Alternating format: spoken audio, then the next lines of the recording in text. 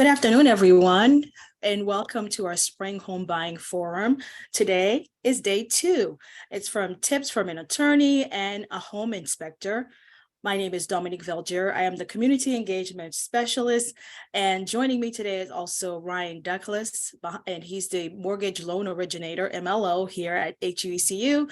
And behind the scenes are my colleagues, Terrence Bazil and Migdalia Gomez, and standing by are our panelists. But before we introduce them, wanted to get some household items out of the way.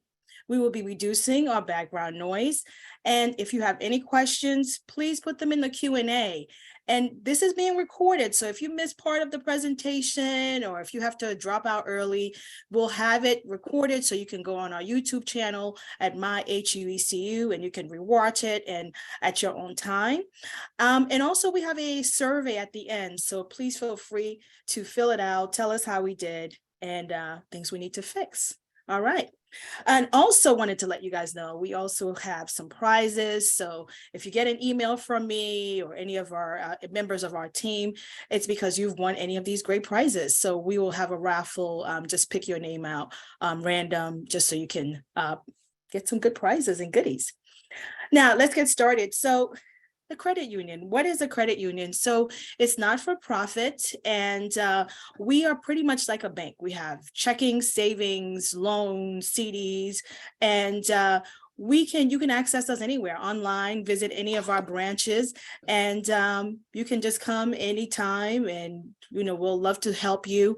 And we have a new branch that opened up a few months ago. It's in the LMA area, Longwood Medical area. It's near the West Campus of the Beth Israel Hospital, and it's underneath the Joslin Diabetes Center, that same block where you see the Sweet Greens. So if you are in that area, please stop by.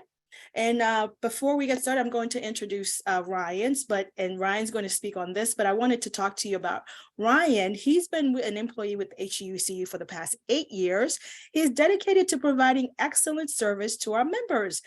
So in 2020, Ryan joined HUECU's mortgage department, where he has continued to provide this excellent service to the members of the Harvard community as they achieve their path to home ownership.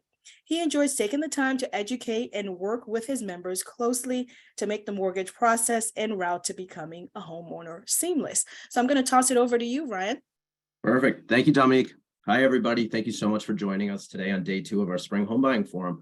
Just want to highlight a couple of the benefits of having HUECU on your team when you do go to purchase your first property here. So first off, we offer personalized service. We really take pride in getting to know you, work closely with you, make this transaction just as smooth as possible. It's a big one. So, we're happy to be there with you through the whole duration of this.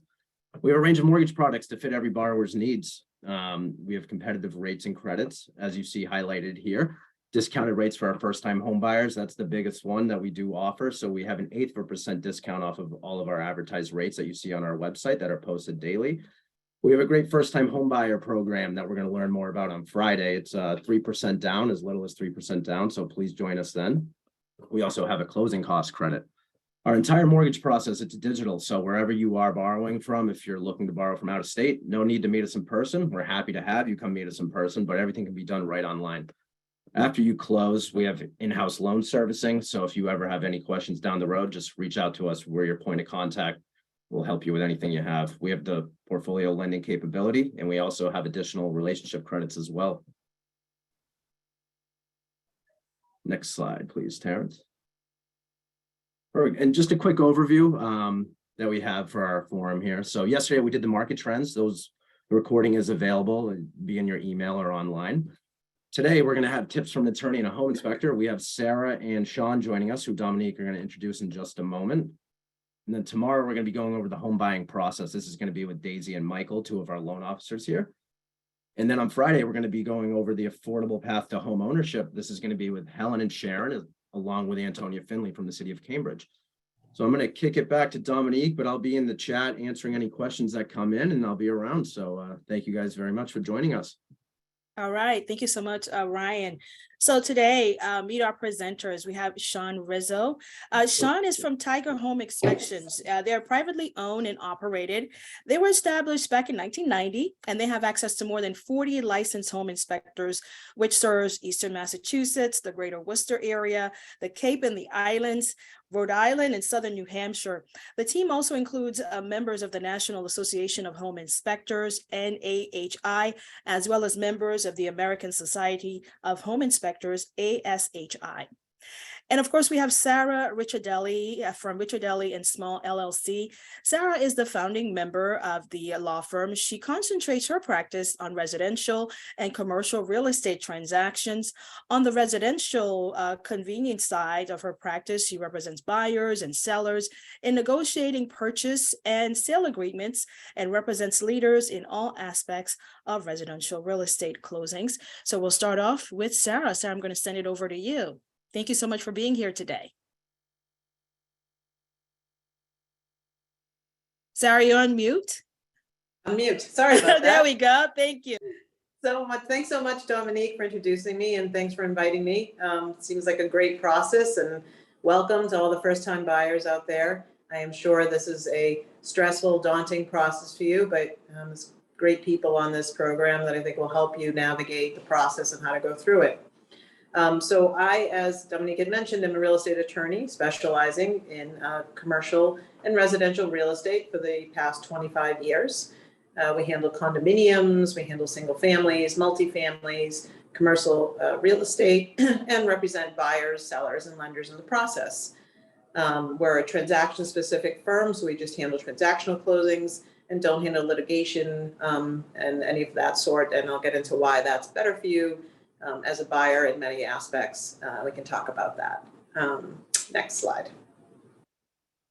So in Massachusetts, if you're coming from other states, it's very different. And if you have family members helping you to navigate this process, they might be a little confused by how Massachusetts works. But essentially, we are a two-contract state. What we have is, first, we have an offer to purchase. The offer to purchase is a very simple, basic 2-page to 3-page form that you sign when you are navigating the offer with your real estate broker and trying to put in for a purchase price of a home.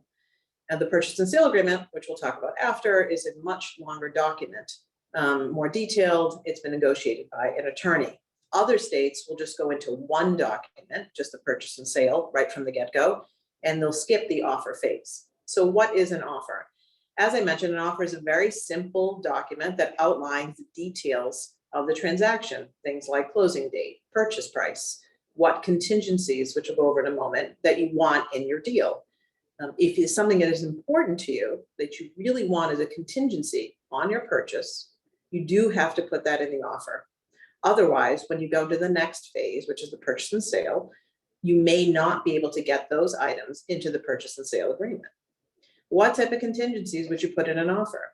The offers, for the most part, are boilerplate documents, but you can write in other things if you choose.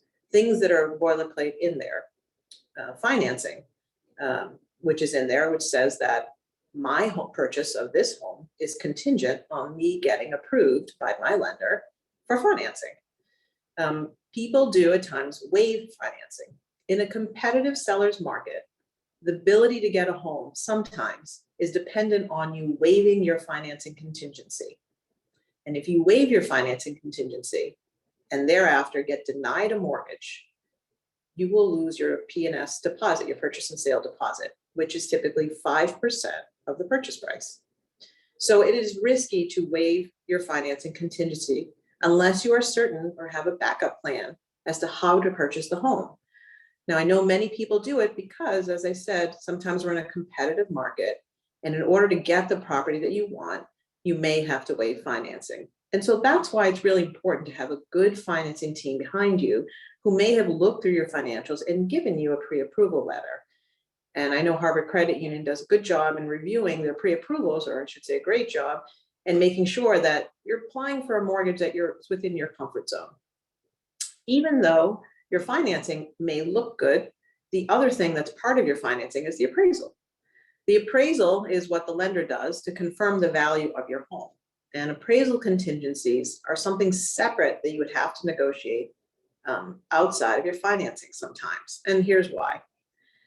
An appraisal contingency is not part of the standard mortgage contingency on an offer. So if your property appraises for less than the purchase price, but HEUCU is able to get you the financing that you need based on the lower appraisal, then you would not have the right to terminate or renegotiate the price. If the bank was able to get you, or the credit union was able to get you a loan amount that was lower than your mortgage contingency, then you would have the right to negotiate the price.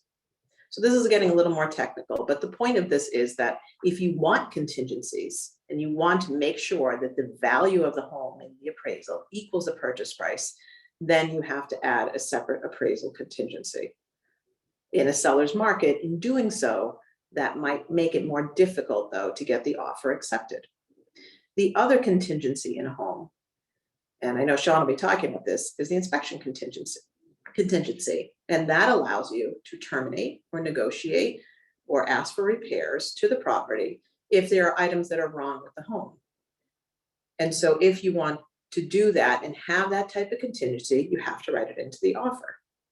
Again, every contingency you add may make it more difficult for a seller to accept the offer. So you want to do everything that you can to decide, maybe in advance, if you're willing to waive the inspection because you want the home so badly, understanding that if you waive such contingencies and if you find something wrong with the home later, you've lost any recourse against the seller to give a credit, to give a price reduction, or post-closing to make repairs. Home sale contingencies. This shouldn't apply for first-time buyers. Sorry, my light keeps going off. But this shouldn't apply for first-time buyers if you are selling a home because you are first-time buyers. But if you are not a first-time buyer and you were trying to sell a home in the future, some people build in home sale contingencies because they may need their home to sell before they can buy their next property.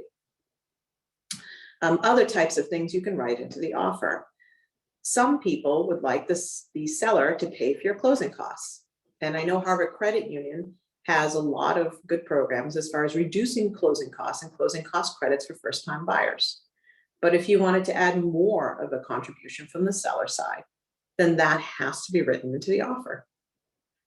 Appliances. Do you want appliances included? Especially washer dryer. That's a tricky one. Many sellers want to take a washer dryer. So if you want all appliances to be included, I always recommend writing all appliances, including the washer dryer. And all of that has to be written into the offer. And the last item, if you're buying a condo and you want to review the condominium documents, the condominium financials, perhaps speak with a trustee or a management company, you want to make sure you have a condo review contingency in the offer. Next slide. So the offer signed, you've been accepted, congratulations. You should be excited at this point. What happens next? So the next thing that happens is once the offer is signed, at this point, typically you'll engage an attorney. But attorneys are available, and I myself am always available if there's a question or concern about an offer, or if you want to talk before you put in an offer. We're always happy to do that. But once the offer is accepted, you should definitively have an attorney working with you on a purchase and sale agreement. As I mentioned, an offer is about 2 to 3 pages long. A purchase and sale agreement can be anywhere from 10 to 20, or in sometimes new construction, 30 pages long. So you want someone to help navigate all of that legal language with you. And having a good attorney on your team is important. There's usually a period of time between the offer and the purchase and sale. Many years ago, I would say that's 14 days. But in the strong competitive market now, we've seen the turnaround time between offer and purchase and sale, sometimes as long as, or as short as 2 days. So having an attorney already engaged as a buyer might be an important thing for you to try to do, so that way that you're ready to go. And the minute the offer is accepted, you can get your attorney on board and have them start negotiating the terms. On the terms of the purchase and sale agreement, what's in there? What's the difference between that and an offer? Like I said, the offer is short, so there's basics in there, but the purchase and sale agreement is very, very detailed. There's a lot more terms that your attorney is going to add. What they can't add sometimes are contingencies that are not traditional. So if you want some sort of contingency regarding this home that you're buying, something unusual that's not, not in the boilerplate form. You do have to write it into the offer.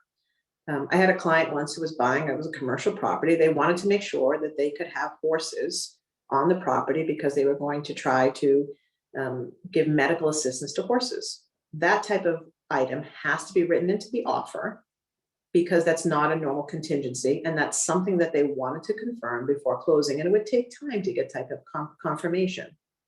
And again, if you're unsure if you should put it in the offer, that's why it's good to have an attorney involved early on. So you can ask them these types of questions. Is this something that I should put into the offer? Or is this okay to leave off so I can make my offer a little stronger? And then we can figure it out before the purchase and sale time.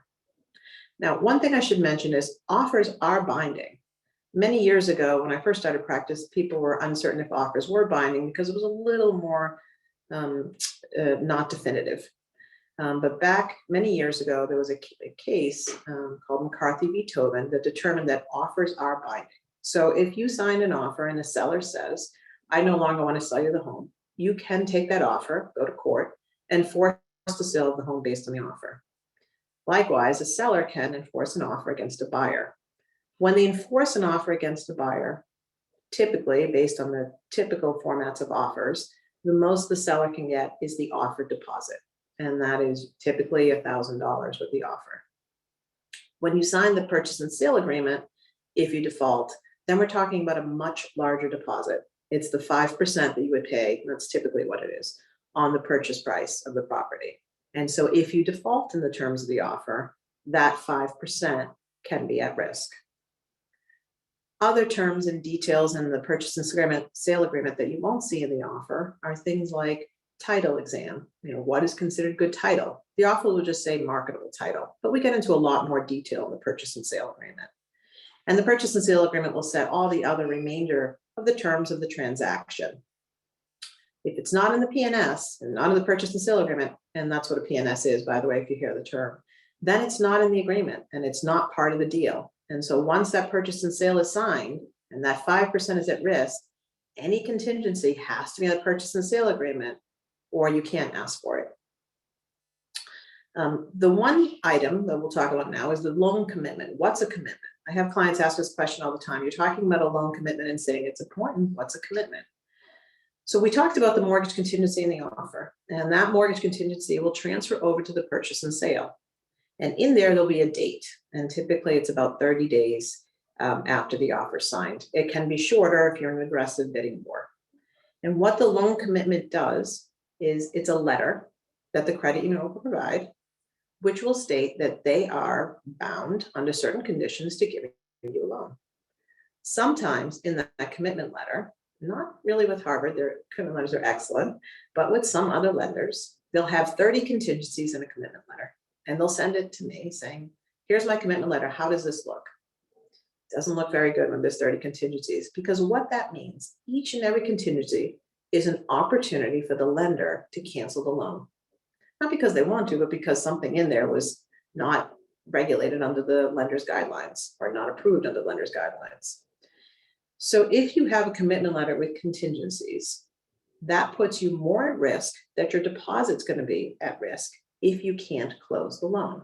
So it's very important, apologize for the slide, it's very important for you to have a commitment letter with very few contingencies.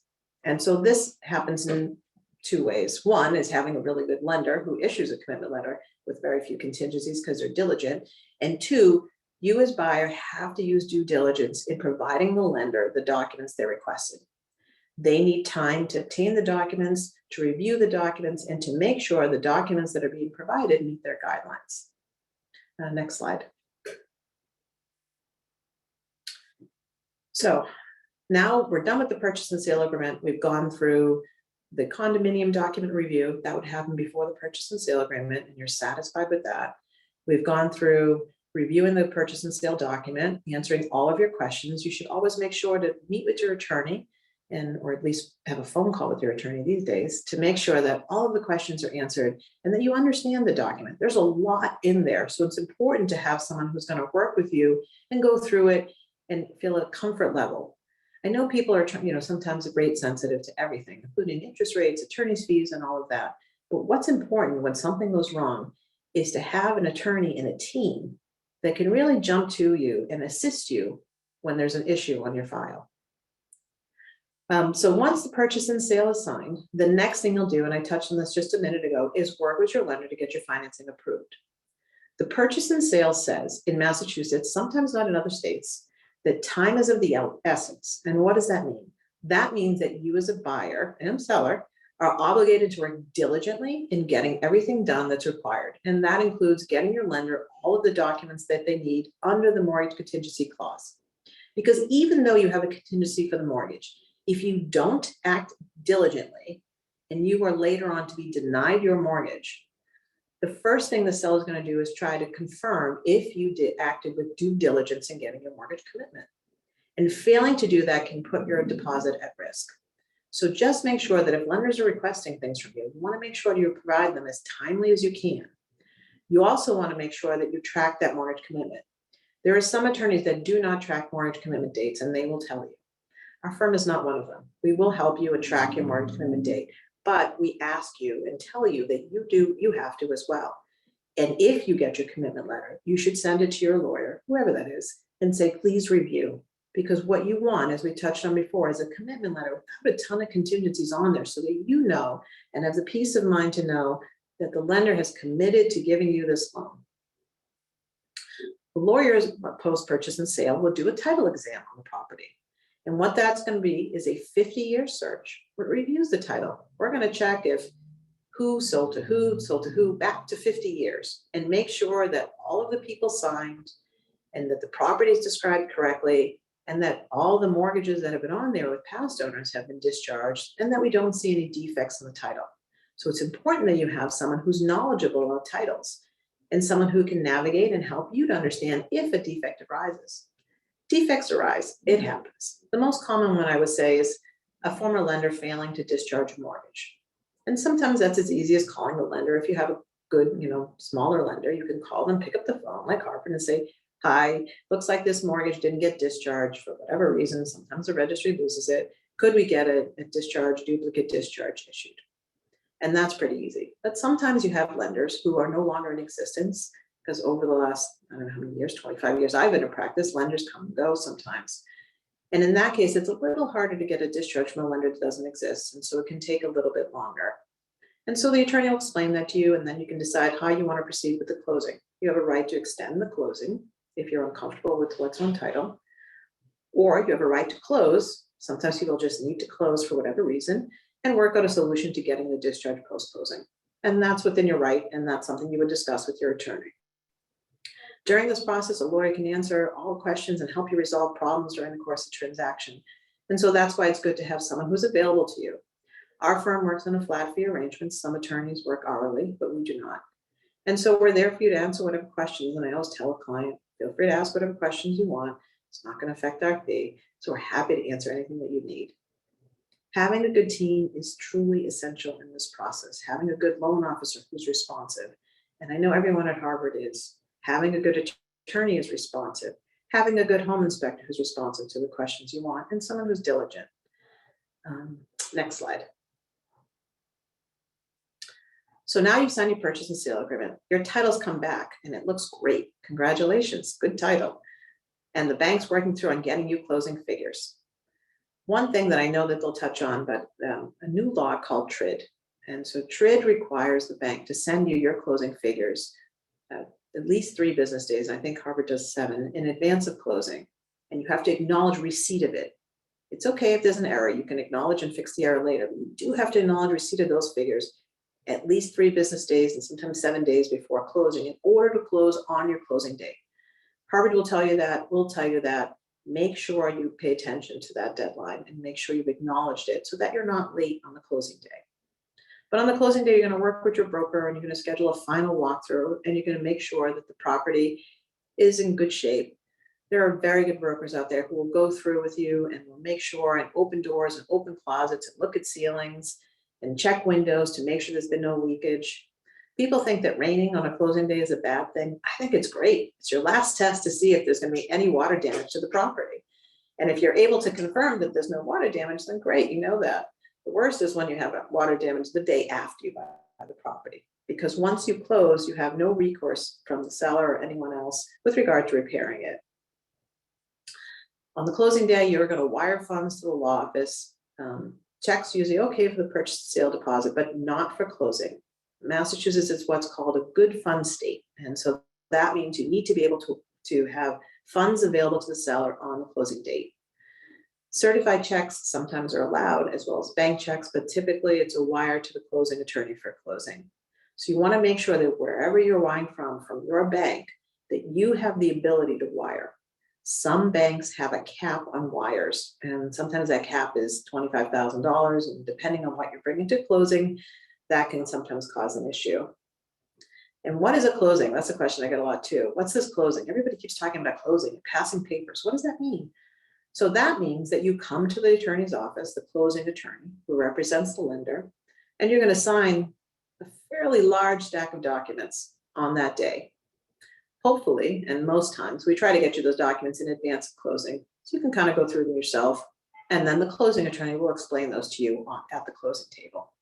And you will just be signing many, many documents, and those documents will most times be notarized, or almost always be notarized, at the closing table. Your attorney will be a notary, and they'll sign those documents. You can't really negotiate the terms of the closing table as far as interest rate or mortgage terms or any of that. So it's important to pay attention as your lender sends you documents to make sure all of those terms are correct during the course of the process. If there was an issue, I should go back at the final walkthrough. Something's damaged, there was a flood, the rain came in, there was a fire. All this has happened over the course of the years, but not to you, I'm sure it won't. Then you would negotiate something with the seller, or you may need to postpone the closing until the damage has been repaired. And so you're at the closing table, you've signed all the documents, and that's it. You own the home. Well, not so fast. There's one more step to owning a home in the state of Massachusetts that does vary from other states. The documents, the deed, and the mortgage to the lender has to be recorded. If you're filing a homestead and declaring this property as your primary residence, and that's something for another time probably, that also would get recorded. And so what is recording? What is that?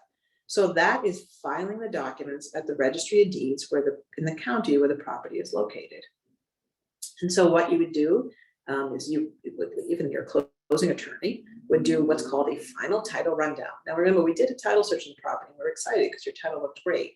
But we want to do a search from the last date of the title search to the closing date to make sure no one put a lien on the property and that there's nothing else wrong with your property from a title perspective. And so we would record those documents at the registry of deeds, and that is an uploading of the documents these days since COVID at the registry. And so you sit in what we call a queue until the registrar looks at the documents and says, yes, these all look accurate, and they'll stamp it saying, it's approved and it's recorded.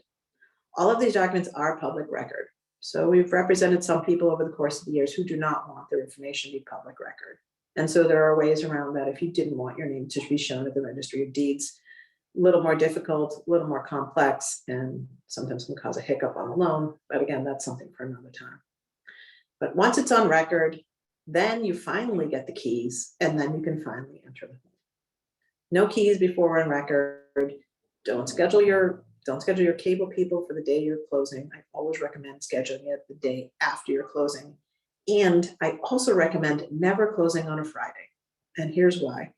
If you close on a Friday and something were to happen, and for some reason we didn't get to record that day, you won't have access to your home until a Monday. So best to close on a Wednesday or a Thursday to make sure that you get to record before the weekend if you can. Remember, there's one other thing, and I put a little caveat. Only a lawyer, not a lender, not a real estate broker, can give you legal advice. So if you're asking for legal advice, you want to ask your attorney that question. And if you need confidential legal advice, the only way to protect your attorney-client privilege is to make sure that conversation in email or on phone call is only with your lawyer, because that's how to protect you with attorney-client privilege. Once you add someone else to that conversation or email, the privilege of attorney-client privilege is gone. Next slide. And so as we started from the beginning, purchasing a home can be stressful. And we all know it's stressful. It's one of the largest financial transactions in your life. You're taking all of the money you've probably been saving for a long time to buy a home. So it's an important time to have a good team surrounding you. It can't be a time to be necessarily rate sensitive. Attorneys, I mean, our office has what we believe to be very good rates, but some attorneys are out there doing this purchase and sales at no cost or very little cost. And sometimes you don't want that. You want to know that you have a team that's going to be supportive and surrounding you. It's going to be available nights, weekends, on email if you have a question. It's been great speaking with you all. And I know this process is daunting, but you're surrounded by some wonderful people on this program. And I'm sure you're going to be have a ton of information after these days are up on how to navigate this process. Thanks. For the next slide. Those are my information. If you wanted to speak with me or email me, always happy to assist. Sarah, I just wanted to remind everyone, please keep your questions coming in the Q&A, and we're also putting links into the chat. We have Sarah's information in the chat if you miss it. And the next person is Sean. Thank you so much, Sean. Take it away. Hello, everybody. Thanks for having me today. My name is Sean Rizzo, and I am one of the owners of Tiger Home Inspection. My brother Jay and I own the company. We're a family-owned company in Braintree, located in Braintree, Massachusetts, but we certainly inspect in all areas of Eastern Massachusetts, Southern New Hampshire, the state of Rhode Island, and Cape and the Islands. We are in the home inspection business, and this is good for you to know. When you're looking for a home inspector, I highly recommend you find a home inspection company that solely performs home inspections, and that is their core business. And that is what Tiger does. We eat, sleep, drink, and talk home inspections. And the process in order to become a home inspector is a little complicated. So when you pick your home inspector, whether it be Tiger or anybody else, make sure that they are licensed. Quickly, what the process to become licensed is: you must take a 75-hour classroom course, pass a state written exam that is not easy. Not everybody passes all at once. Then you must learn how to perform an inspection, work as an associate inspector for 1 calendar year and 100 additional inspections. So after 1 calendar year and 100 inspections, then you can begin the process to become a licensed home inspector. So people who have their license to become a home inspector are fully vested in their profession. They're not just hanging a shingle and deciding that they are a home inspector. There's other criteria that is good for you. In order to be a licensed home inspector, you must carry errors and omissions insurance. You also must attend continuing ed credits as well. Now, as a licensed home inspector, we follow under the law CMR 266. That's the home inspection law. And what the home inspections law is, it's a consumer protection law. It's there for you, the consumer. The home inspection is not there to give the seller heartburn, the real estate agent heartburns, and buyers heartburn. We're there to inspect the home, take the emotion out of the home, and tell you what we see about the home and the major components within that home. And that's very important. The day of the inspection, or even prior to the inspection, I highly recommend, I'm just using this address because this is where our office is. If you're inspecting 969 Washington Street in Braintree and you're out looking at homes, this is the same thing the inspector does prior to inspecting your home. Don't just so focus on 969 Washington Street that you don't look at the house across the street, next door, and up the street. Because usually homes are built in a neighborhood, are built in the same time frame. So if you see the home across the street may have put on a new roof, and you can almost tell that with the untrained eye, maybe you're going to need a new roof. Or if you see someone put on new siding, maybe you're going to need new siding. Or if someone put a new retaining wall in, maybe your retaining wall may need to be replaced. Where does the home sit? Does it sit at the bottom of the hill, where there could be a lot of water drainage and possible water damage or potential water within the home or the basement? Is there a lot of vegetation around the home, which could cause improper airflow around the home, which could cause wood rot and, of course, moisture around the home? Or a lot of trees around the home, certain type of trees that could possibly be accessible or welcoming to wood boring infestation, such as termites, carpenter ants, and powder post beetles. These are things that you can do prior to the home inspection. Now, once you've found the home of your dreams, you want to have a home inspection, you're going to call somebody, preferably Tiger, and we're going to set up the inspection. Now, let's just say it's going to be tomorrow at 8:30. On the day of the inspection, we would like you there, the buyer, your significant other, and maybe one family friend. What happens sometimes at the inspection is you have the buyer's significant other, a family friend that you have confidence in, 2 real estate agents, grandparents, in-laws, and 5 children, or 3 children, or 2 children. I love children. I have 3 children, but this is a huge investment and it's serious business. As the attorney said a second ago, you're committing a life savings to this. You're committing to 30 years, your life savings. So you really want to know to get the facts. And the other problem is sometimes when you have too many people along, it gets a little kind of, for the inspector, I call herding cats. And everybody there is looking out for your best interest. And in today's market where prices are so extremely high compared to 30, 40 years ago, when people with you may have bought their first house, they're going to say, wow, I cannot believe you're paying X amount of dollars for this home. I bought the same home 25 years ago and I paid X amount of dollars less. I paid $150,000 less. I paid $200,000 less. And that's not what the inspection's about. We, the inspector, do not know the day of the inspection, except if we see a listing sheet. We do not know what the price of the home is, and it's completely irrelevant if you're paying $100,000 for this home or $1 million for this home. Either way, we're performing the same home inspection. So the day of the inspection, you're going to meet us at the inspection. This is show and tell time. This is a good time. There are not any poor questions. There are not any silly questions. You ask all the questions you can. Don't assume anything. These inspectors, this is their job full time, and something that may be trivia to them may not be so trivia to you. So ask the question. The day of the inspection, we're going to meet you at the property. The first thing we're going to do, we're going to step back away from the home and we're going to take 1 lap around the home. Okay. You're going to do the same thing when you're looking at other homes prior to your inspection. You're going to look at everything from 5 feet down. You're going to look at your walkways, your driveways, your railings. Throughout the entire exterior inspection, looking for wood boring infestation. There again is the termites, carpenter ants, and powder post beetles. Take a lap around the home. Next time around, we'll step back away from the home, look at everything from above 5 feet, gutters, downspouts, skylights, chimneys, roof lines, ventilation, ridge vents, soffit vents, and such. We will not get on the roof on the day of the inspection.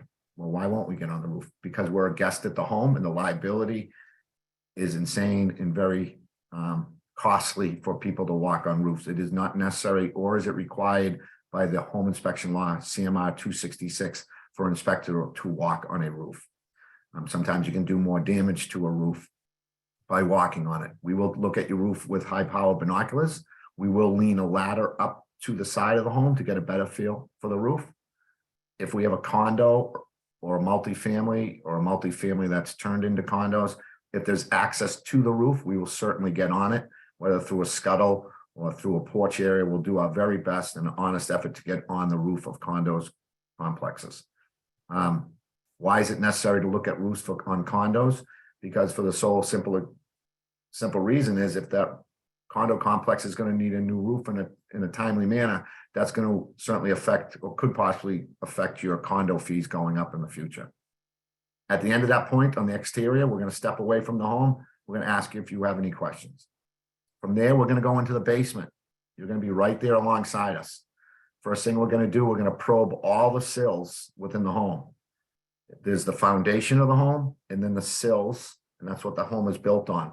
We'll probe the sills looking for termites and powder post beetles and carpenter ants. The number one thing that homes have that the current owner does not know they have is the termite, because nobody sees the termite. People will see ants because one spring day, you'll see an carpenter ant go across the floor and you'll see the ant. Termite, you do not see the ant. They go from the ground to wood, back to the colony, back and forth. And a lot of people do not know that they have termites. After we do that, we'll check your heating system. We're going to tell you about your heating system. We are going to tell you the age of your heating system. We're going to tell you if you have forced hot water, or if you have a steam system, or if you have forced hot air, whether you have a boiler or whether you have a furnace. We're going to tell you about where that system is in its life expectancy. Throughout the home, we rate every component within the home, either A, it's functioning originally intended, B, it's functioning less than originally intended, future upgrade may be needed, and C, it's broken, it needs immediate attention. So we will do that with your heating system. From there, we'll check your electrical panel. We will take off the cover of the electrical panel and we'll tell you about your electrical panel. What are we looking for in the electrical panel? We're making sure it's not overloaded. We don't have double tap breakers. We are looking for there's no moisture in the electrical panel. More often, quite often, we find the electrical panel, believe it or not, is a home for mice. And sometimes we find mice in the electrical panel. So from there, we'll tell you about your electrical panel. And again, it'll be rated A, B, or C. From there, we'll check your plumbing, the pros and cons about your plumbing. Places such as Home Depot and big box stores, I shouldn't beat on Home Depot, but home box stores has made everybody a plumber, and we see some amazing, I say sarcastically, more amazing plumbing work in homes, because everybody thinks, or homeowner thinks they can fix plumbing and it's not up to standards. We will check your plumbing. We are not performing a code inspection. The home inspection law does not allow us to perform a code inspection. It would be nearly impossible to perform a code inspection in every home, to have all the knowledge of all the codes of today's standards, meaning on plumbing, heating, electrical, and construction. The houses that we're looking at, because we all know in New England, our housing stock is very old, and the codes, maybe back in, you're looking at a home from the 1940s, is a lot differently from the code from the 1990 home. We are just looking at the components that they are there today. If they're working properly, they're safe, and they will be efficient for you moving forward. So from there, we've now gone over your sill, your heating, your electrical, and your plumbing. Now, we'll also look at your sump pump. A lot of people don't even know what a sump pump is. I grew up in a home with a sump pump, and I currently own a home that has a sump pump.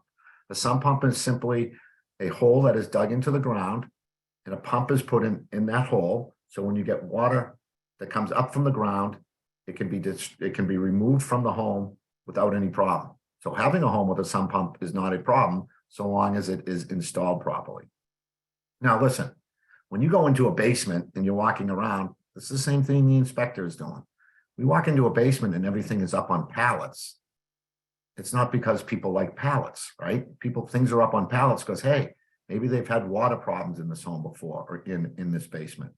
If you're in a basement and there's a washer and dryer or an extra refrigerator in a basement, and you see rust marks on the bottom of those washer and dryer and/or refrigerator and/or lally columns or support columns in the basement, maybe they had water problems at one point or another in the basement. So it is kind of like being a detective. Or if you go into a basement and you say, geez, isn't this nice of them? Before they listed their home, they decided to paint the basement floor and the basement walls.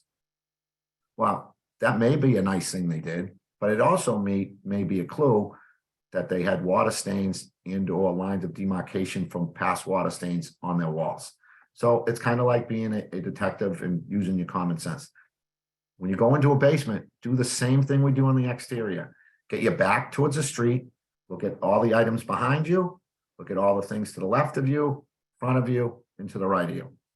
Now from there, we're going to go up into the living quarters. Downstairs is where the big ticket items are. And I know the trend has been, and/or the talk has been, to waive the home inspection contingency. And I understand why this has happened. Because the housing market, it certainly is a seller's market. For me, I do not care if you go with Tiger Home Inspection or Home Inspection Company 1, 2, 3. In my opinion, it's absolutely insane, foolish, and short-sighted to waive your home inspection contingency.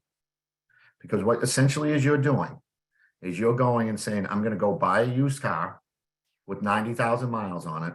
And in this market, I'm going to pay $10,000 for that used car, and I'm not going to take it for a test drive. Would you buy a used car and not take it for a test drive? Essentially, when you buy a home that is used and you don't take it for a test drive, i.e. home inspector, you are taking great risk. The cost of an average price for home inspection is $600. The price of the home you're looking at, I didn't want to guesstimate, but I know it's a lot more than $600. When you buy a car and you do not like that car, there's a thing such as the lemon law. when you buy a car and it's not what you expect it to be, and you give the dealer ample time and effort to fix that car, and it's still not right, you can return that car in 30 days. If you were to buy a home and waive your home inspection contingency, you own that home. You are not dropping that home back off at the lot and saying, I don't like my home, can you take it back? You own the home. So waiving the home inspection contingency is short-sighted. We are, this isn't probably the time, but we are involved as an expert witness in a few situations where the people bought the home, closed on the home, and we've done inspections after they've moved in. And it's a sad day when you tell them that there's all sorts of problems with their new baby, their home. So I'm adamant about that. I don't understand it. I know everybody's anxious. People are losing out on deals. And eventually they're told, if you really want to be a buyer and get in the deal, you need to waive your home inspection. Well, you're taking on a lot of liability and risk. You're paying top dollar, and now you may move into that home, and all of a sudden you need a new heating system within the first year for $15,000, $20,000. So that's the risk you're taking. So I digress. So now we're going to go up into the home, and from there we'll look at going to all the living quarters. Same thing again. Have a system. We'll get our back towards the street. We'll look at the windows behind us and or doors. We'll look at the windows and doors. If there are any to the left of us, same with the front of us, and same to the right of us. The tendency for people to do when they walk into a home in which they are not familiar with the layout of the home is nobody looks upward. Everybody looks down because nobody wants to trip. Don't forget to look up at your ceilings, right? Looking for any past or present water staining and or cracks in your ceilings. When you enter into a room, open closets and look up inside of closets, because people have a tendency to paint ceilings in the living area, but they won't paint ceilings in closets. So you may be able to see if there's any past or present water staining. We'll do that in each living area. We'll then go proceed into the bathroom. We'll check your toilet, make sure it's safe, check your plumbing, your water pressure, your tile in your shower and or tub. Make sure that's all secure. And we'll do the same thing in the kitchen. On the day of the inspection, we will run a microwave and or a garbage disposal, but those things are only guaranteed for the day of the inspection. Because as you all well know, one day your garbage disposal can be working and or your stove can be working, and for the next day, for whatever reason, fails. So we're just telling you that on the day of the inspection, it was either working properly or was not working properly. From there, we'll go up into the attic. We prefer on the day of the inspection, I suggest you tell your real estate agent that we are going to want to have access to the attic. Now, if the attic's access is through a scuttle in a bedroom, we, Tiger Home Inspection, will not remove people's personal items from an attic. At that point, we'll turn to you and or your real estate agent and say, we're more than willing to get up in that attic. We want to get up in that attic. It's our job to get up in that attic, but we're not touching personal things. If you want to remove all those items, we will certainly get up in the attic, and then you're responsible for putting them back as you found them. Because remember, we are all a guest in that home that day, and we have to respect people's privacy in their personal area. From there, we'll get in the attic.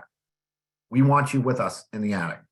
In the 80s, in the energy crisis, everything was insulate, insulate, insulate. A lot of times we go into attics today and there's too much insulation without proper ventilation, and a life expectancy of an average roof, asphalt roof, shingle roof, is 25 to 30 years.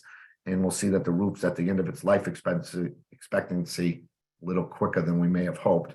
And a lot of times this is from improper ventilation in the home. So we want proper insulation and proper ventilation, and we'll get a good feel for that in where the roof is. We'll also look for any environmental issues such as mold, whether we have any blackening on the back of the roof, and or if there's any past or present. We have mice up there. Sometimes you have squirrels up there. Sometimes you have raccoons. Sometimes you have nothing, but we'll certainly look for those things on the day of the inspection as well. Now, after we do all this, we're going to produce a report. And the report, again, is going to be either everything in the home is going to be rated A, B, or C. There's going to be pictures in the report of the items that we consider may be a concern, as many pictures as we can. And at this point, we're going to email you the report within 24 hours. And here's the catch. After you get the report, you actually have to read it because it's an emotional day. We take the emotion out of it and we just like to say facts and only the facts. And we want you to sit down and actually read the report verbatim and, highlight everything that's either B or C. And if you have any problems or any major things come up within the home that you weren't expecting, you can, at that point, you can go back to your real estate agent and say, these things concern me.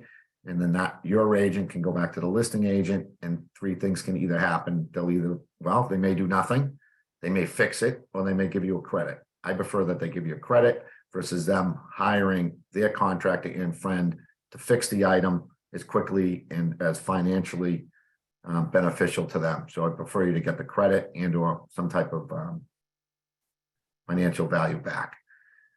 We do not, at the end of the inspection, we hear this question often. So did the home pass? Would you buy the home? Home inspectors do not pass or fail a home. We just supply you with the information. So now you can make an educated decision. You can read the report, which is your significant other and or your real estate agent, and now you can decide what you should do. We will not answer the question if you should buy the home. Not our thing. We're just going to tell you what the information is again, and then you can make an educated decision if you should buy the home or not. Excuse me for 1 second. Hi, Sean, it's 10 minutes to 1, so Yep. we're going to take some questions in just a little bit. Yeah, great. And we also do some other inspections such as radon. When radon is an off-gassing of uranium, it's a gas that comes up from the floor. You cannot smell it, taste it, or see it. And it's the second leading cause to lung cancer as well. There's two methods you can test for radon. You can leave vials behind. They sit for 48 hours. End of 48 hours, they get sealed up and they get sent out to a lab and analyzed. The magic number with radon is anything greater than 4.0 is considered a number or where action should be taken and a mitigation system should be put in that home to make the home safe of radon. And radon is the #1 cause of lung cancer, of course, second to smoking. And we also do lead paint testing. I personally would not buy a multifamily home, check that. I would not personally buy a multifamily home without having a lead paint inspection. Everybody's your friends, as you all well know, until it comes to children and money. And so you buy this multifamily home, you're going to rent one side you're going to live in one unit, rent out the other unit. All of a sudden, the tenant is going to have a child under the age of 7 live in the home. And now you would be responsible for making that home in compliance with the Massachusetts lead law. That can get expensive for you. And also there's a lot of liability and a risk. And you cannot say to somebody, you certainly cannot say to somebody that you're not going to rent them the other unit because they have children. That's discrimination. And so that puts you in another bind. So if you're buying a multifamily home, please have your lead paint inspection done and do not wait for the day or 2 days before. If the current owner says, oh, I have a lead paint inspection done in the past and I have a lead paint certificate saying that the home's in compliance with the lead law.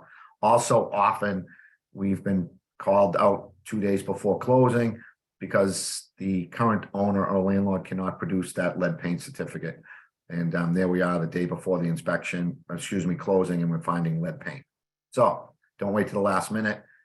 When you're out and about, we are open. Ask any questions. We are open from 8 in the morning till 10 at night. You'll see a lot of funky things. You'll hear a lot of funky things. The people who work for Tiger answer their phone. We're very educated on all items. And if we don't have the answer for you, we will certainly help you.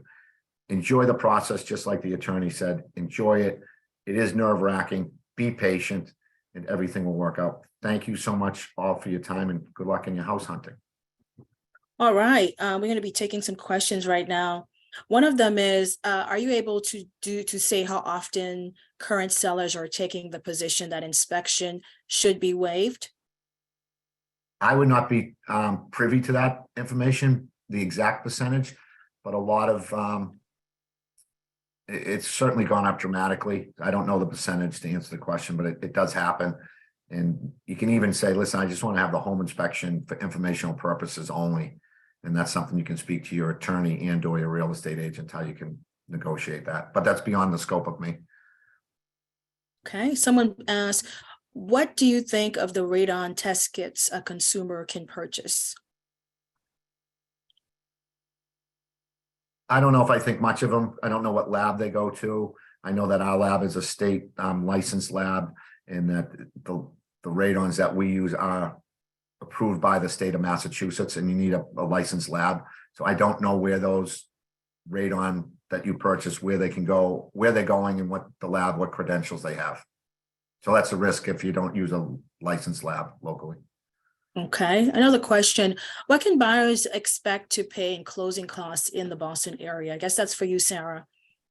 Yeah, so it can vary depending on what program you're in with your lender. If you're in a first-time buyer low closing cost program, it can be anywhere from $3,000 to $5,000. It just depends. The word closing cost is also a loose term. So closing costs will include, for many people, prepaid interest, because you're really trying to figure out what you need to bring to the table. Prepaid interest and escrow. So it really depends on the taxes for your property and how much that is and how many months of taxes you need. So that all affects how much money you need to bring to closing. I know Ryan will probably touch on how much closing costs are, as well as Harbor Bill, in the next couple of days. And so that might give you a better sense, depending on your property value, how much your closing costs might be. Right. Someone was wondering if you need a lawyer in the process for when you're doing an affordable housing program for a condo.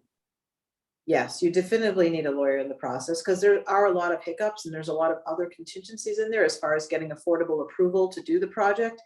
And navigating the forms for the affordable is another step that the attorney can review with you, so you understand on resale value, what your caps are, and if there's any restrictions on resale, and how it will work when you try to sell the property. So that just adds to the amount of forms that you have to sign to buy the property. And so I think even more so, you want an attorney to help you navigate that.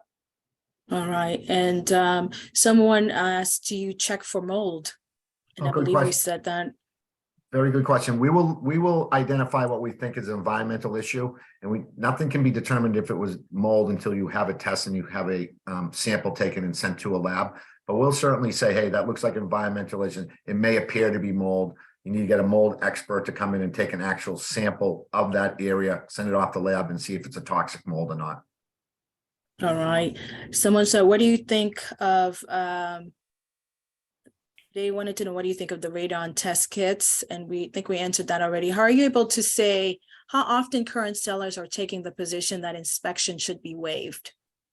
I don't know. It's more often than not. It's tough for us to say the percentage they are taking that, but the market is changing slowly, right? It's slowly, right? It's slowly turning to be more equal, a level playing field. I'm sure the attorney will agree with that. It's becoming more level. It's leveling itself out. The percentage was really high. Be frank with you, we're really busy this week. I mean, relative to the weeks in the past where it was slow because people were waiving the home inspection, but we're pretty busy this week. Yeah, we're seeing more home inspection contingencies and offers now. There are still some bidding wars where people are trying everything they can to get the property, but we're seeing them come back. Okay. In your expert opinion, is there value added to getting a pest inspection in addition to the standard home inspection, or are pest inspections a gimmick? So within that, what pest is a broad sweeping word. So within our inspection, we inspect for termites, carpenter ants, and powder post beetles. That's part of our general inspection. Now we go on to pest, which could be mice and or other animals. With mice, we all know this from our life experiences. If we see mice activity and or droppings or activity of mice, we'll let you know. But that doesn't mean a mouse, will not show up the next day. Right? Mice are here one day and not the next. So that's all part of our inspection. We're only telling you that day if we saw a mouse or not. If we didn't see it that day, does not mean it won't be there tomorrow. All right. So are items that aren't immediate dangers but would cause issues for future repairs or renovations be identified with a home inspection? Yes, that's what we're there for. That's our sweet spot. We're going to tell you things that are immediate danger and immediate repair. We're going to rate that item C. It's functional. It needs immediate attention. It's broken. We'll take a picture of it, tell them why, show where it's broken. That's exactly why we're there. All right. Right now, I'm going to pause for a second. So anyone who has to log off, just to let you know that we have some other, if you wanted to register for our other home buying forum. Next slide, please, Terrence. Actually, besides Ryan, we have other MLOs who will be on tomorrow as well as Friday. So definitely please sign on and to see them, the rest of the week. And Terrence will be putting this on the chat in the chat. So if you wanted to know more about our products, huecu.org/home-loans for more information about all of the products that we offer here at HUECU.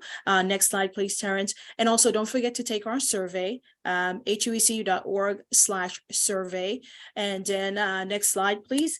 And wanted to let it remind you, please join us tomorrow, same time, same place. We're here until about 1:30. So I know some of you have to log off at 1 o'clock, but we are going to be taking all of the questions. We want to make sure that we get everyone's questions answered because it is a lot of information. That's why we had to split it up several days because it can be overwhelming.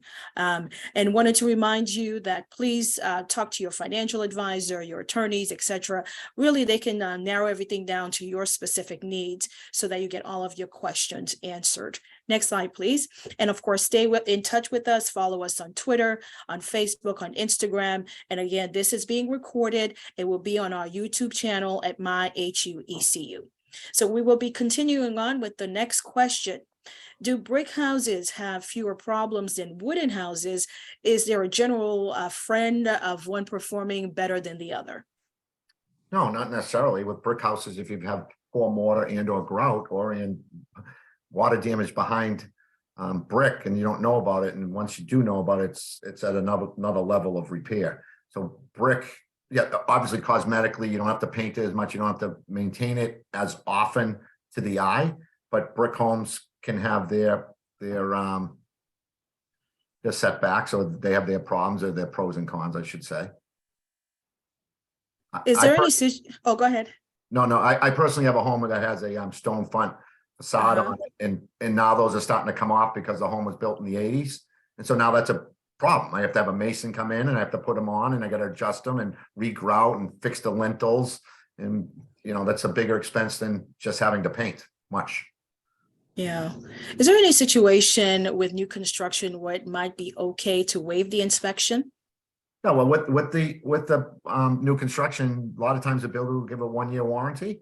I'm sure the Sarah can speak on this as well. They give you a 1-year warranty, but of course, what am I going to say? Well, okay, the builders built the home, they've closed on the home. Now you find there's something wrong with the home. They already have their money. They're not going to be so quick to get back there. There's a lot of great builders. There's much more good builders than bad. It's just, as we know in this world, everybody wants to talk about the bad. That's my personal opinion. There's a lot of good in this world, and they want to talk about the bad builder. Most builders will come back, but if we found that problem prior with a home inspection prior to closing, trust me, he's going to go back and fix that so he can get to closing and off to his next, deal. Agreed. Yeah, no, I agree. Doing an inspection before you close a new construction, people think, oh, the building inspector's been there. You're not checking on all the items, and save yourself the hassle of having to harass the seller or builder to come back afterwards. I think having a home inspection right before closing to come up with a punch list of what you need done, super important to get everything done, once before you close, and that way you at least have a definitive list, or you can work out some other solution if the work can't be done by closing. All right. Many houses on the market are the so-called quote unquote flips, where a house is bought for a low price, renovated, sold for higher. How can the home inspection spot issues with such a home? Because we stick to a process. Yeah, flips. There's a lot of problems in flips. It's a flip and time is money, and they're trying to do this as quick as they can. And a lot of times with flip, what's it about? New countertops, hardwood floors redone. Oh, I'm sorry, let me start from hardwood floors redone. New countertops, new cabinets. Don't worry about the heating and electrical, because that's not what gets the buyer's attention. And don't worry about the termites and carpenter ants. So new paint, right? Everything's gray now. New windows, new siding, new pressure deck. Maybe do the driveway. It's very easy to do, because I'm not so concerned about the cosmetics. I am concerned about them, but I'm concerned about your heating, your plumbing, your electrical, your water in your basement, your attic, your roof. And a lot of people flip. That's not what they do. They're going to knock down a wall, open up the kitchen in the family room, make it the wide open spaces. But what happens with the flips, sometimes they knock down a wall that shouldn't have been knocked down, and it's a supporting wall. And all of a sudden it may look that day, then 3-4 days from now, you have upstairs floors that have a sag in them. So it's easy to detect. Long story short, sorry to be long-winded. I was just giving an example. I get excited. Okay. Do you inspect solar? That's another question in the Q&A. And please keep the questions coming in the Q&A. We have a lot of time. We're here until about 1:30. no, we do not inspect solar, nor do we speak about it, but we do know when you put a solar panel on the home, we don't have enough information yet. How is that solar panel affecting the roof? And we don't know yet. When I say we, the whole industry, what is that roof going to look like? You know, whether it's not aging properly, it's not seeing the weather the same. And one say, well, it's not getting as much weather, but it's also not breathing the same. So we do not, long story short, we don't speak on solar panels. Are large black carpenter ants dangerous for a house? No, they can be fixed. Anything can be fixed. Are they dangerous? No, I've had them myself. So no, they're not dangerous. And listen, I don't mean to be facetious or sarcastic. The carpenter ants and the termites aren't like us when we were kids and we saw, you know, the cartoons and zzz, and the house just turns into the dust. It doesn't work that way. It can be fixed, they can be treated, and they can be taken care of. All But if right. they go left untreated, yeah, they're dangerous, but treat them. Can you give an example of the sort of issue a code inspector would flag that you would not? Code inspection would flag. So you know what people don't understand about code? Code is the lowest possible standard. People say, oh, it met code. Okay, that means it met the lowest possible standard to be accepted. Doesn't mean it's the best. Well, it just that's a trade thing amongst inspectors. Oh, it met code, must be great. No, it means it's the lowest possible. So answer the question, simple thing, space between spindles on a deck. Right? You know, they're supposed to be this wide, a head's not supposed to be get through, space on spindles on a staircase. Those are code issues that are really simple to the eye that we notice, but we don't get too much into code because we still remember our housing stock is very old. We go into homes where the homes still have fuses. I grew up in a home that had fuses. Now we have the electrical and knob and tube wiring, which is archaic and not safe. And so those things don't meet code, and those are obvious things, especially, I mean, remember the housing stock in Massachusetts, it's a wonderful place, but it's old. What's the difference for 60, 100, or 200 amps? The difference is the amount of, right? That's a good question. Again, back in the day, right? 60 amps or 100 amps was plenty, but now everybody has computers. And then you move in some teenagers everyone has a flat screen TV in their room. Oh, and yeah, now we're going to have the blow dryers going for school in the morning. If you have teenage girls who want to, you know, get the blow, and all of a sudden it can't handle the surge because there's so much going on in today's world. It can't handle a surge at 100 amps. And that's when you pop in fuses and people, all right, you know, can't have the garbage disposal, the sink on, the refrigerator on all the time when you pop a fuse. And so that's the difference. Back in the day, 60 was okay. Then the world changed again. Now it's 100. Now everyone wants 200. And so that's the difference between the two. It also depends on how many people are living in the home. Right. For foundation, what's the difference for frame versus concrete?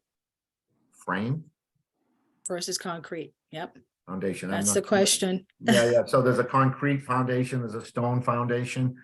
I'm not sure about a frame foundation. I'm not sure what they mean by that, but there's all different types of foundations, and we'll certainly inspect them. If we see there's a major problem and or shrinkage and or movement, we will point you in the direction of an engineer to handle that. All right. Is there a way you can tell if a house has a roast infestation besides actually seeing them? Are there red flags we should watch out for that may put a house at risk? For roaches? Yeah, where they were. They put roast. I think they mean roach infestation. I'm not sure. Yeah. I'm going to make the assumption we're talking about roaches. Oh, is that okay? Yeah. The roaches, we just see them on the day of the inspection. We're only a guest in the home for 3 hours. If we see them, we see them. They usually, you'll see them. We've gone into some pretty difficult places. And again, they can be fixed. Takes a lot. You know, it's a big process. Something we don't do. We'll point you in that right direction. Yeah, they can be a real nuance. So. Now, if everyone is waiving the inspection, how can the buyer be more competitive when making an offer? It's tough out here. It really is. I'm going to defer to my attorney friend on that one. You know, a friend it's difficult, right? And so I'll let you speak. Yeah, so the more you waive, the riskier it becomes. So first you waive an inspection, and Sean raises good points about the fact that you're just basically buying a home without knowing what's wrong with it. And then you can start waiving your mortgage contingency. Well, now you're taking the risk that if you get denied a mortgage, you're going to lose your 5% that you're paying down with the purchase and sale agreement. Then you can, obviously allow things like seller to maybe stay on the property for no more than, say, 30 days. Well, now you have a seller living in your property that could cause damage to it. You can't really do a proper walkthrough because the seller's living there and you can't see anything that they might have been not intentionally hiding, but that may not have been visible when you were purchasing the property. And so those are the types of things that you can waive. And obviously the biggest thing to make your offer more competitive is put some insane purchase price, which we don't recommend doing because then you might not have an appraised value and that could affect your loan. But it is a risky market out there. And I've seen people do some dramatic things to try to get the property. But if you don't have a backup to buying the property, like you said, on financing, it really does put your PS deposit of 5% at risk of being forfeited. And I appreciate it's tough, and I understand that's why people are waiving the inspections. Just for the first time home buyer, I hate to see you move in there and all of a sudden someone says, oh, by the way, 2 winters from now, you need a $20,000 heating system. Exactly. Yikes. You're like, whoa, or a new I didn't roof. budget for that, right? Yeah, I didn't No. budget for that, or a new roof or this or that. And you're like, oh my goodness, what have we done? Right, that headache becomes a migraine. Exactly. How often do people try and leave stuff behind in the house that are found during the walkthrough? What issues does this cause? So we see it often enough. I try to stress when I represent the seller, it's got to be broom clean. We had someone once leave a snake in a freezer. That's probably my favorite story. Oh, Lord. Yikes, no. I think it was My a nightmare. pet. I think it was a pet, and I'm not sure why it was in the freezer, but that obviously caused some drama. The issue that it causes is that we have to, one of two things, delay the closing or have the attorney hold the seller's check until they get out of there and get everything out of there. But usually we'll delay the closing because you want to walk through and make sure everything's out of there. You don't be responsible for getting the seller stuff out of there. It becomes problematic. And once you close, you sort of lose leverage if the seller's going to get stuff out of there. In the instance of the snake, the poor broker had to come back and get the snake out of the freezer. It was a comical, but not fun. Can I add to that on the walkthrough? Make sure you fill up your tub and make sure it drains. Run your Yeah. sink, flush your toilets. I mean, just basic Right. stuff you do. Because as you know, Look up at the ceiling. Yep. Look up at A the lot of ceiling. times when Make sure you don't people see a leak. Yeah. right, a lot of times when people move out, they'll clean and they'll dust and they'll mop and they pour everything down the drains. And, Yeah. they're on the way out the door. Next thing you know, you move, you're like, whoa, how'd the drain get clogged? Right. So just do those simple things. Fill a sink and pull the valve and make sure it drains. Yep. Yeah, house. I told you guys I'm in the journey, and there was like a crack in the wall, and it looks like it came from the ceiling all the way down. Like, what do you do? Do you run from a house like that? No, not necessarily. It could be a shrinkage crack. I mean, I have a crack in my family room. We do burn wood once in a while, with price of oil and teenagers, that world. So we do burn, we do burn oil. And so I have some cracks, but I just know there's shrinkage cracks and they can be patched and redone. No, you don't run from that. No, in my opinion. Okay. And someone has another question. How old is too old for a boiler? Oh, good question. Huh. Some boilers can last a long, long time if they're serviced properly. Right. There's people that are believe it or not, are very proud of their boilers and heating systems. And you'll see that tag every year. They have the same guy come and service it every year. So how long should they last? Is this what was asked? No, they said how old is too old? Like if it's maybe, I don't know, 50 years old, 60 30 years old. I mean, it depends. It's still working on the day inspection. Some of these go 40, 50 years. If they're serviced properly, then they can last, but it's just a matter of time for it cracks and all of a sudden you go in the basement and there's a little bit of puddle underneath the boiler, you have a problem. I'm going to give you a tip too, buyers, when you're out there. Remember, a boiler boils water and a furnace heats air. So when people say, my furnace is producing I have a hot water furnace. You don't. Furnace is air. You have a hot water boiler. Okay, so just boil and furnace, just verbiage, just a little thing out there. So boiler, water, furnace, air. Okay. Someone put, they may have misheard you, but did Sean say that fuse boxes are no longer up to code? No, no one's going to come in the day you buy your home with a fuse box and say, hey, listen, you got to get rid of your fuse box. But in today's world, if you were to do an addition or do some additional work to it, the town inspector or city inspector could come in and say, geez, we may want to have this upgraded. They still do work, but they can't handle the surge as much, again, with all the appliances and all the things today's world have. Does that make sense? I hope. Yeah. Hi, would you do inspections for someone that wants to sell a townhouse, get to make sure things are fine, and if there is something needed, it can be fixed before putting the house on sale? So basically, before they even start the process of putting it on sale, do you do inspections to, I guess, fix it? We do seller's inspections quite often, and some people use it as a tool, meaning that they'll do the seller's inspection. Then when they have the open house, they'll have the report. They'll print out an old school hard copy report. Mhm. That's called old school now. Hard copy report at the open house and say, yeah, we already know that it has this problem, or this is the house, this is how wonderful it is. Here's a copy of the report that we had prior to selling the home. So some people can use it as to their advantage. Do you look into integration of EV charger into the existing electricity system? Any common issues with that?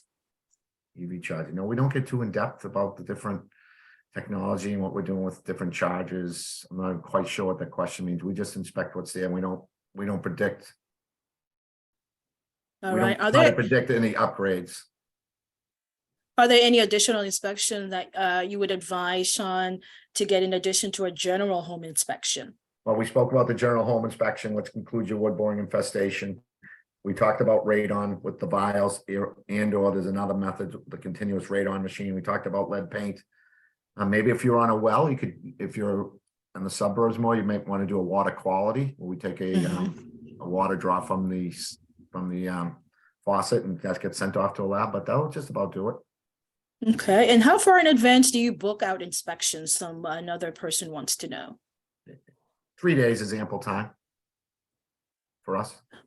And are you responsible for fixes after closing for the sellers? I can take this one. So the seller is not responsible for any fixes post-closing. So once the closing happens, except for if there's a warranty for new construction. So once the closing happens, the buyer is responsible for anything that comes up. And another one, it says, are you able to say how often current sellers are taking the position that inspection should be waived?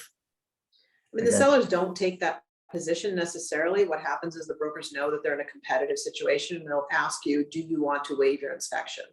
And so it's up to a buyer to decide if they want the home enough to waive and risk the fact, Sean said there could be $20,000, $30,000 worth of work to be done that you will not know until you own the property. So perhaps that's something you should budget accordingly, but I don't know that you can really budget an unknown cap on damage to a property. And what can buyers expect to pay in closing costs in the Boston area? I think we touched on this one earlier. So it's hard to say, and I think it depends on the purchase price, taxes, and a few other things. A good one with that, when we have a full application and we give you a loan estimate, a closing cost estimate, and just, we'll give you the specifics to your transaction. Right. And does it make a difference with heating system you have? Do you recommend one over the other? Good question. Well, forced hot air, you're very dry. You have a very dry home. Maybe because I lean that way. I have forced hot water, and it's more of a steady heat, and it has a little bit more moisture to it, so it's not as dry. And forced hot air, when you set your thermostat, let's say at 68, and as soon as it gets below 68, it just kicks on until it gets where forced hot water and or steam is a constant flow, constant heat. And I smile because it drives me nuts when my teenagers keep wanting to turn that heat up. That's why I made me giggle, because we just had that conversation this morning with the teenagers. They're cold. Yep. Don't you hear your parents yelling, put on a sweatshirt? Yes, and get an extra blanket. Exactly. All right, keep the questions coming. Another one for you, Sean. They says, are there specific red flags that potential buyers might be able to notice in their own during open houses or visiting a home that could be a potential deal breakers, specifically things that would make you personally move on from considering that home? Yeah, so that's why I try in my thing, have a process when you're looking at a home, right? 2 laps around, one's 5 feet up, one up. Listen, you don't need to be a licensed home back to see when a retaining wall is leaning the wrong way, right? Such as retaining walls. Retaining walls are expensive, and and they're just expensive, and they're easy to spot from the untrained eye. Maybe I just think they are. The other thing to spot is water in the basement, which I spoke of. Is there lines of water demarcations of past water in the basin? Looking for rust on washers and dryers and or support columns. Is there a sump pump? Is there lines of water or efflorescence on the walls of a basement? These are things that I don't really think you necessarily need a lot of training to do. You just got to take your time and go through a process and look around, look up and look down and have a process. All right. This one's for you, Sarah. They said, can a buyer accept multiple offers to purchase or just one at a time? A buyer accept? I don't recommend it unless you have the financial ability to buy multiple properties. You are risking $1,000 on each, and if you've done those in bad faith by buying multiple properties that you don't have the ability to purchase, it could put that money at risk. So we don't recommend it. If you're going to do it, if you're under contract on one and you want to terminate that one and go under contract on another, then you should put in the second one that it's subject to the termination of the first contract, so you're not under contract on two properties. Okay. Is heating listed as heat pump different than water/stream? Heat pump. Well, the heat pump is what? Is it water over? Oh, yes, is a heat. I'm sorry, I misunderstood the question. Dominic, I'm sorry. Is a heat That's pump okay. different? Yeah, heat pump different. Yes, they're all different. Heat pump's different than steam versus forced hot air. The other thing with forced hot air, nice thing about forced hot air I wanted to say is that it's easy to have air condition with forced hot water. It's a different system. You have forced hot air. Let me regress. Whether you have forced hot, if you have forced hot water and steam, then it's a whole different thing to have air condition with. If you have forced hot air, it's easier to have air conditioning and forced hot air. And heat pumps are something that we inspect and are usually in condos and smaller units, usually. And we inspect them. All right. Any other questions? Please add them to the Q&A. I really appreciate this. I'm learning as well because I have seen a lot of homes. And Hey, I just have a quick question condition. for Sean. It's not in the chat. Sure. Sean, do you do Title V inspections? Very good question. We do not. We used to. And what people don't understand about Title V is if you have a private septic, private storage system. In other words, you're not connected to the town or the city. And Title V is a thing that must be performed, and I'll let you check in a second, Sarah, on this. Must be done prior to closing. And what people don't understand about Title V, the number one purpose of Title V is, does your septic system contaminate groundwater? And so how it works without pictures is that everything comes out of your home, everything must flow downhill, it goes out into a pipe and then to a big square box, and then it has a leaching field that spreads out, and from the bottom of the leaching field and where groundwater is, there should be 3 feet of earth. So when the fluids from your storage come out of these pipes, they need 3 feet of soil before they continue through the soil and hit the groundwater, and therefore are considered clean and have the ability to go into the public, into the streams. I'm sure you have a lot to say here, Sarah, on that. Yeah, so we look for a certificate of compliance because the town has to inspect it and they have to produce that prior to closing. And there's a couple different types. There's one certificate of compliance that'll be the conditional pass, and people think that that's fine, but it's not. It means that something else has to be done before it's fully passed. And sometimes there's like a box that has to be corrected on it, on the system. It's called a D box. Is that right, Sean? Sean? D box, correct. Yeah. So that's usually the most common thing we see on the conditional passes. And so you want to make sure you have a fully passed system before you purchase the property, and it has to be within so many years in order to make it compliant. I think it's 2 years. And you just want to be careful. You also want to make sure, we will put it in our purchase of seal agreement, you want to put it in yours. If the system happens to fail during inspection, they obviously have to dig up the system and put it somewhere else. You want to make sure you have language in your purchase and sale agreement that if they're going to start moving around the system, that you as a buyer have the ability to say, no, we want the system here and not there, especially if you're dealing with a large lot of land. And also that they fix any disturbed areas, because you might have the most beautiful blueberry bushes or something like that. And if they're going to start digging up the ground and putting the system there, you might lose all of the beautiful nature and natural things that you have on the property. So you want the ability to make sure that they're going to correct the land. And so that type of language has to be in a purchase and sale agreement, or they're not going to do it. And Sarah, and properly abandon the current system. When a lot of people put in a new one and then no one fills in the old one. That's right. Who's going to fill that in? Crazy. That's right. What they're going to fill it in with, right? Because you have to make sure that it's done properly, or if they're going to remove it, which they don't generally do, then that's a big issue. You have to make sure it's compliant with any environmental code and all that. Yeah. All right. From our panelists, Ryan, Sean, and Sarah, any last any last words that you'd like to share with our audience today? From my perspective, I think I've drilled it home in most of my things that I was saying. Is, having a good team is so important. I've seen bad teams and I've seen what it does. And I've seen clients who've come to me after they've been through a bad experience and explained to me what had happened in previous ones. And so having a good home inspector, having a good broker, having a really good lender who's responsive, having a good attorney is so important to make it easier. When I hear a client say, oh my God, I can't believe I just bought a home. That was so easy. Thank you so much. It's a great feeling to know that, that client's needs were met and they were not stressed out during the process, because there's just way too much stress in the process. And we're supposed to take that on for you as your team and supposed to help you navigate through it so it's not stressful to you. Everything Sarah just said, just take your time. I know it's easy for me to say, but be patient, try to enjoy the process. Yeah. It can cause great intensity within a relationship, but just take your time, enjoy it. Everything works out. You will find the right home eventually. Be patient. And I love that the team aspect. It's not nonsense. It's absolutely true.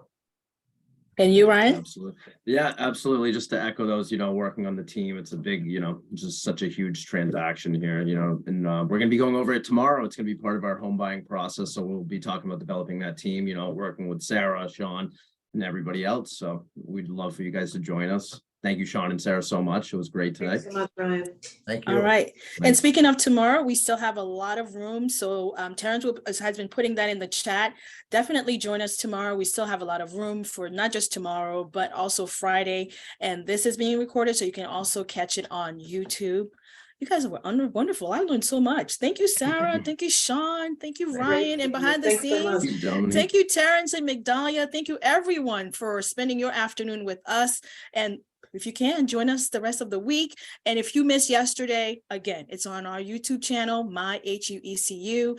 And just come on and join us. There's a lot to learn. I'm learning as well. Have a great afternoon, everyone. Thank you so much. You too. All Thank you, right, everybody. take care. Take care. Peace. Bye.